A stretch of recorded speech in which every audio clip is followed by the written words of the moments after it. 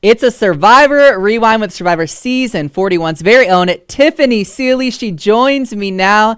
I am pumped to be able to be catching up with you, getting to know what life's been like for you since the season aired almost 4 years ago now, which is crazy. So, Tiffany, how are you? I'm doing great. I can't believe it's 4 years. That's actually insane. Every time I watch Survivor, there's like that feeling of, oh my God, like we were there. It's surreal. It doesn't like really even feel real. And then to think that it was 4 years ago is just crazy because that means I'm 4 years older, which, I mean, 29 is not terrible, but it's not the best. Yeah. And yeah, and watching the show, like seeing yourself in spots that you were there, it's pretty crazy. But life has been really good. I'm back to teaching, doing what I do, and enjoying some of the reality life afterwards because, there's a lot you can gain from it afterwards. And that's what we kind of all do. No, I love that. Okay, so first of all, 4 years older, but also 4 years wiser. So let's not discount that.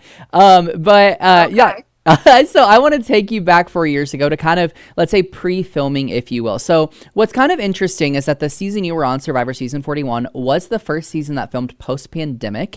And obviously, it was kind of truly, actually, the onset of the new era, quote unquote, of Survivor. Everything changed. They changed the production logistics, the game logistics, everything we knew about Survivor essentially went on its head. So I'm curious, Yeah. as a contestant of that season, were you guys informed of any of those changes prior to filming, or did you find out everything as you were kind of moving and grooving through your time of filming? Yeah, we didn't find out really anything except that it was going to be a 26-day season. That they like probably told us about, I think it was like 2 days before we were actually going out to film. We were at Ponderosa, obviously, at the pregame. And it had been such a long time. Remember, we were in quarantine for 2 weeks at the resort and then another like week before we actually played. So we almost were in quarantine and playing and quarantine and pregame as long as the game went. It was crazy. It was a lot. It was very like mentally taxing. And then they threw on us that it was going to be a 26-day season, of which we were not happy about because this is like our dream, right? We all want to play Survivor. And then they say it's a 26-day game. And we knew that there was going to be like changes, but we didn't anticipate in days. So that was the first, we had heard about it about 2 days before we went out. We were kind of bummed, I think, as a group, that is kind of like, oh, we don't get the full, as we thought, experience. But again, we were the new era. So we kind of knew something that was going to be different. As far as the twists and everything else, we knew nothing. Even going through the game, to be fair, when we got certain advantages, we didn't even understand them. And even the people who were watching us, like, who should know, didn't really fully understand it, had to go back to production and find out like what are the exact rules. And so it was really very new. We were sort of like the guinea pig season. And I would say that as hard as the game is to begin with, when you go in thinking you know the game and then being thrown into a 26-day game instead of a no rice, like we didn't know that either. We found that out when we were on the islands. It was a lot to, digest and then have to play out. Right. So definitely a disadvantage for those people who considered themselves, very well schooled in Survivor. I, however, was a casual watcher. I was not a super fan like everybody else. I didn't know seasons. I didn't know players. I knew like five, like the ones that you would think you would know, Sandra and Rob and Wentworth and those people I knew, but like not these other players that everybody else knew everything about and knew what happens to you when you get down to 3. You get Matt Singh. Didn't even know what that was. I was like, who is that? Like I had no idea. Right. But for me, it was sort of an advantage because I was now the same as everybody else in some ways because I knew strategy, but I didn't know like the ins and outs of how everything works. And so I kind of felt like that I was able to like take a little bit of a breath and be like, okay, so now I'm not that far behind everybody else, So it was definitely something that we were, flying the plane as we were playing, so to speak, right? Yeah, no. Learning to fly, right? Yeah. So it was difficult for everybody, and people were Yeah. people were Yeah.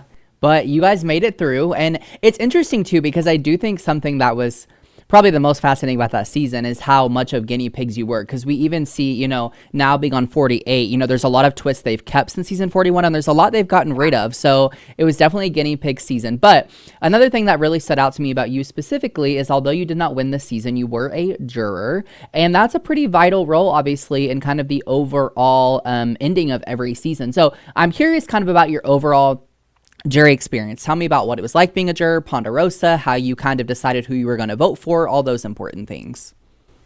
So, when I first got voted out at that moment, I was so freaking, I was like, what the hell? Because at the moment, I didn't really have anything but myself to offer as a number. And it was kind of early still, I felt, to get rid of somebody who wasn't really that much of perceived as a threat. But I guess because we had pulled off a big move earlier, that being voted off now, hindsight, I was like, oh, I see that maybe it was too threatening of a move at the moment. But once I realized that I was like the queen of Ponderosa, I was like, oh, wait, this is not so bad. And I'm going to get a hamburger.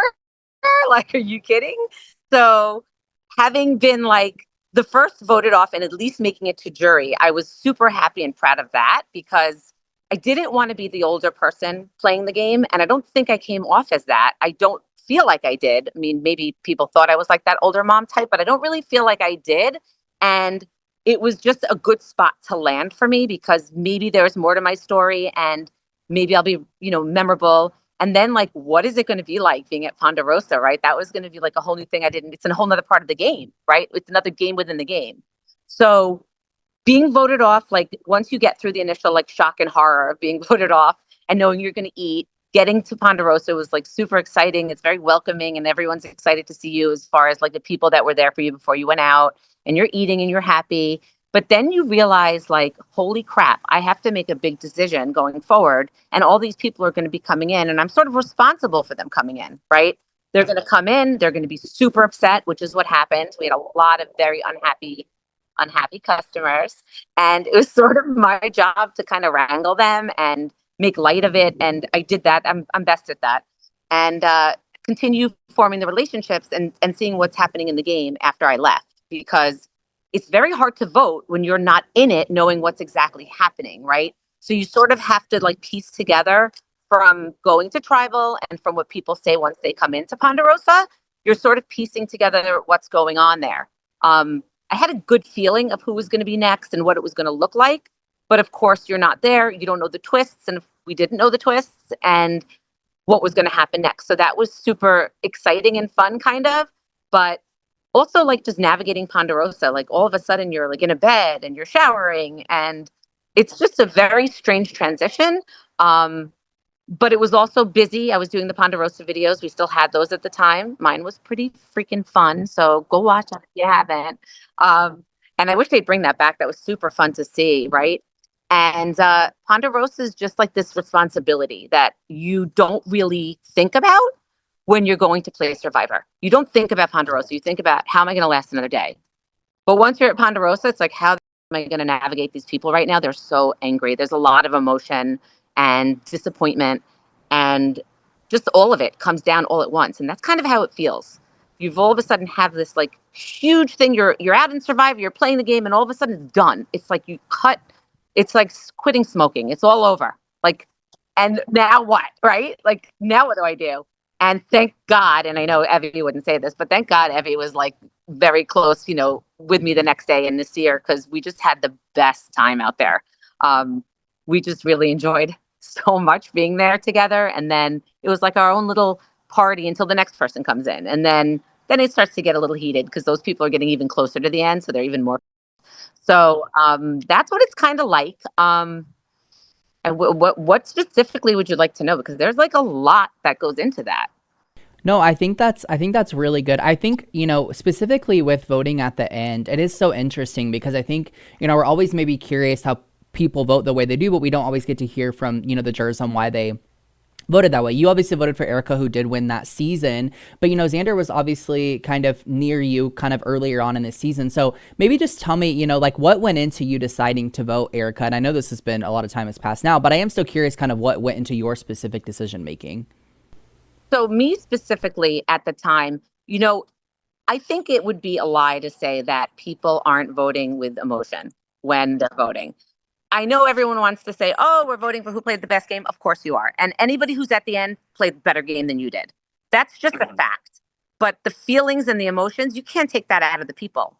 And depending on who's coming in and at what stage and how long you've been at Ponderosa together and what types of conversations you've had, anything can really happen. And I think in that season, Erika became very, very obviously a winner type to us because one, she sort of survived in the middle, kind of. She was sort of able to navigate both sides, like the people who came from all the other, tribes that merged to her whole group of people who she was lucky enough to have not got to tribal and able to be there with them. So she was sort of had a shield like that anyway.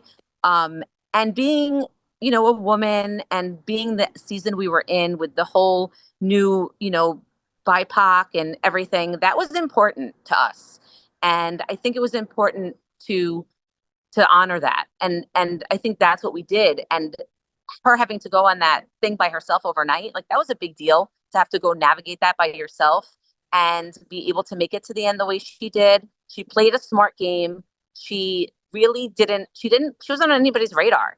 And as far as like why I thought she won, why I thought she should win was kind of because it was wrapped up in a little emotion. I'm not going to lie. And it was also the idea that she did last as long as she did. She was sort of what she said she was, a sheep in wolf's clothing, and sort of went with that as her game. And it was her game. So I think that having voted her for me was the right move.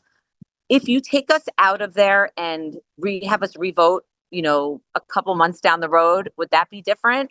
That would be interesting to see. I don't know. Is that something that they should consider? Give the contestants a month to like calm down because everyone's really angry. There were a lot of people that were up in arms that Xander didn't win. And we were up in arms that we didn't get to the final three with him when we had so many advantages going in and could have really pulled it off, So there was that.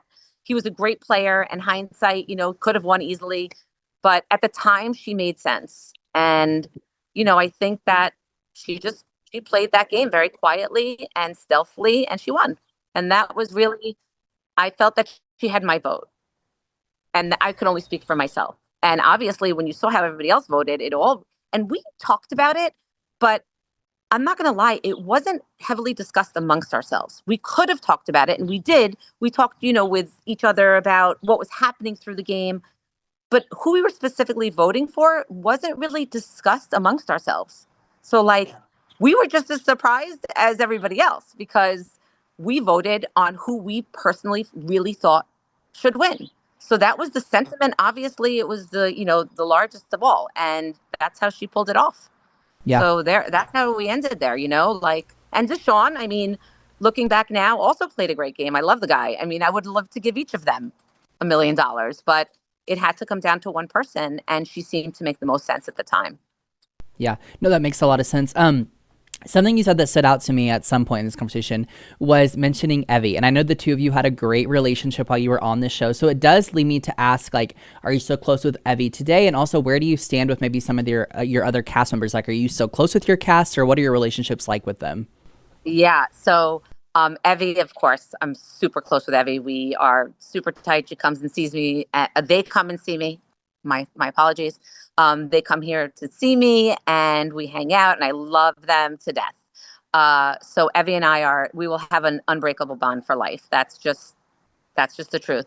I'm super close with Sydney. I'm super close with Abraham, who I love. He just wrote me today. He's coming to New York for the Bryce and Wendell, and let's go out to lunch. And so I'm very close with him. And I would be remiss to say that, I'm super close with Sarah, super close with Voce. These are my people I speak to often, right? So almost more than half the cast. And really, as Shan writes me, we write a lot. My son goes to school up the block from where she lives. So I have a pretty tight relationship with a lot of people from our season, and would be remiss to say that I didn't love most of them, if not all. And when we see each other, it's like family that it's immediate. It's an immediate bond that will never go away ever.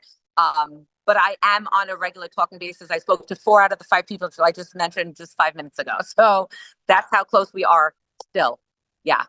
No, I love that, and that's great to hear. So I know we mentioned it's been 4 years and 7 seasons since you were on Survivor, but I am curious, and you kind of touched on this briefly at the beginning, but in what ways would you say that being on Survivor really impacted or maybe even changed your life kind of post the show coming out and you becoming this reality star in a sense? Yeah. So that's interesting because I think we all feel the same way. Like you have this almost like this immediate fame for the moment, and it's such a, I like to call it like D-list fame, like, it's reality TV. But somehow reality TV has really like boomed in the last few years. And that comes with some like jealousy because we weren't allowed to do a lot of things that these Survivor players are allowed to do post show. We were scared for our life to even comment online. I remember Chrissy Hoffbeck wrote me, and I was so afraid to answer her because like we weren't supposed to talk to anybody. But meanwhile, at these parties, there all the new Survivor players are there. Everyone's part of this big social media push. Even CBS is part of it. Like it's become rather normal. And when we were out there and we came home, it was very hush hush. We can't say anything. We didn't even have a viewing party. We did it ourselves in Chicago. So that was it's kind of a downer that it's gone this far, and it was only 4 years ago, but it would have been great to be part of this big social media push, but we didn't have that. We sort of lost out on a lot of things, I feel like, but we gained a ton. So, you know, being this person who was on this massive show that everybody, knows people who watch, right? Somebody knows somebody who watches it, and having these connections with people that I would never speak to in life before reality TV, right? It opens a lot of doors for you in that way.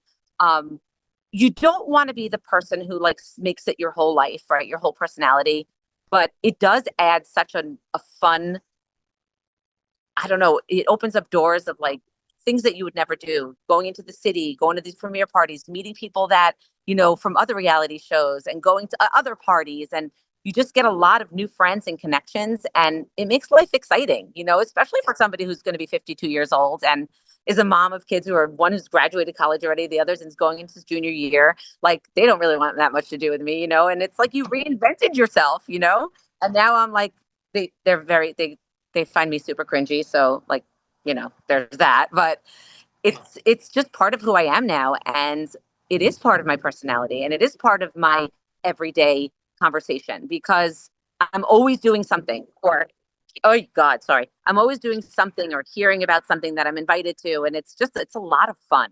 If you let it be. You could also get caught up in the like, oh, this person's doing this and I wasn't invited to that. And there's a lot of that. There's like that fear of missing out. Like you're missing something that other people are doing. Why were you not asked? Like there's definitely that. And I think for the younger folks, that's probably tough because you never know who's going to blow up. Like one person might think they come home from the show and they're going to be like given the worst edit. And the next minute you're like a superstar. So you just don't know. And so it's really what you make of it, right? Somebody like you asks me to do a podcast. I'm going to jump on that. I want to do that. I want to talk to, people who are interested in the game like that.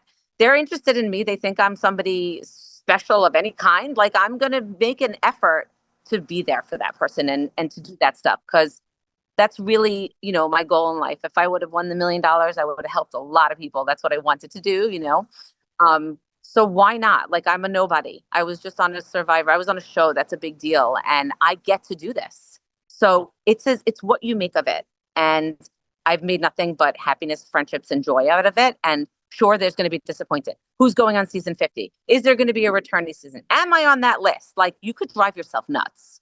So that can be really difficult for folks. I mean, it can be difficult for me at moments, but I have a little bit more resilience and age behind me that I know what's important in life. And this is just a bonus. So that's really the truth. And I think that's a really positive outlook because I think, like you said, I think, I've never been on reality TV, but I think getting caught up in that world can be really damaging to a lot of people, actually. And so I think it's like your approach to it is great. And it also shows that life is never really over for you. I don't think you are old at all, so don't think I'm saying that. But like to be 52 and have this beautiful outlook and really like genuinely feel like you've reinvented yourself, I think is such a gift that not everyone necessarily gets. So I think this is like hopefully going to be really helpful for a lot of people out there. Also, just to put it out there, I was thinking back when you were talking there a second ago, I'm pretty sure. So we do like a preseason, like, winner pick every year. And then you can switch at merge and you can switch at the finale. Anyway, you actually were, I'm pretty sure and I'm not just saying this, you were my winner pick initially at the beginning of the season for 41. So that like, this has been a long time coming for me. So I'm pretty excited about it. But something else, we've talked about 50, or you just mentioned 50 and that's obviously a big thing out there for people right now. But for you in general, whether it's 50 or 60 or 55 or whatever the season is, would you be interested in playing again? Where do you stand on that? You will not find, I think you'd be hard pressed to find any Survivor player, no matter what they say, that would not want to go back. It is like some kind of drug. I don't even know what they put in that or why we need more of it, but it's this thing that you just want to go back so bad. It's like having, I don't know, it's like having an experience of a lifetime and then maybe being able to have it again. It's almost like so unrealistic, but at the same time could happen. Like I can't even believe I was on a season to begin with. And then like to be on a second season, of course I want to go back. I would do things differently. That's what you say. Starve me again and let me see it. And also I'm thinner, so I know body positivity, blah, blah, blah. But it would be nice to look a little better on national TV. You can cut that. But like I don't know. Like I'm in better. I feel like I'm in better shape than I was even when I went out there because I was an alternate and I wasn't like mentally ready. I really didn't think I was going out, and then last minute I was called out, and it was like really just it was all thrown out at me at once, and I adapted obviously, but I would be a little bit more mentally prepared. You always are the second time around, no matter what. I think you just have a better sense of what to expect realistically. I would die to go back out. I would die to go back out. Yeah. Well, I think that other fans would agree with me as well that we would like to see you two as the fan base back out there because I do think that I mean, making it to jury is such a huge accomplishment. And I think that to see you come back and play and feel a little bit better about yourself and just have a different kind of perspective on it all would be super fascinating. So I would love that. And again, congratulations on all you achieved, on your first run out there. Thank So you.